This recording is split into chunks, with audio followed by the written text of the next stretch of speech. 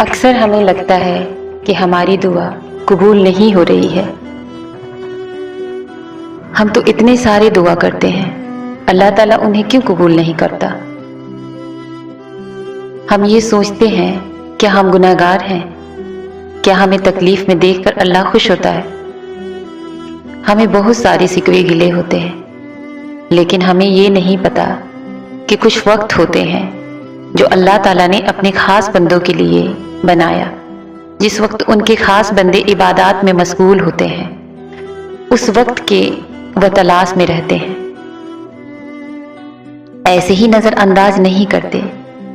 اسی طرح سے کچھ خاص مہینے بھی ہیں جس میں اللہ تعالیٰ نے اپنے بندوں سے عبادات کروانا پسند کرتا ہے۔ اس مہینے میں اللہ کو روزہ رکھنا، نفل عبادات کرنا، کثرت سے دعا کرنا پسند ہے، اور سب سے افضل مہینہ رمضان ہے۔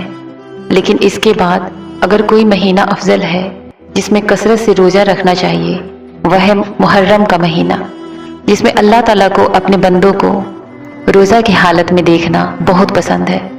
ہمارے نبی صلی اللہ علیہ وسلم نے فرمایا، رمضان کے روزے کے بعد سب سے افضل روزہ محرم کا ہے، اور یہ مہینہ حرمت والی مہینہ ہے۔ اسی مہینے میں ہمارے آدم علیہ السلام کی توبہ قبول ہوئی۔ اسی مہینے میں موسیٰ علیہ السلام کو فرعون سے نجات ملا۔ اسی مہینہ میں اللہ تعالیٰ نے زمین، آسمان، پہاڑ، سمندر، جبرائیل علیہ السلام اور دیگر فرشتوں کو پیدا کیا۔ اس لیے اس مہینے میں ہمیں روزے کی حالت میں اللہ تعالیٰ سے خوب کثرت سے دعائیں کرنی چاہیے، اپنی گناہوں کی معافی مانگنی چاہیے، جتنا ہو سکے اللہ تعالیٰ سے توبہ کرنی چاہیے، ان سے مانگنا چاہیے۔ اس مہینے میں کوئی بھی دعا رد نہیں کی جاتی۔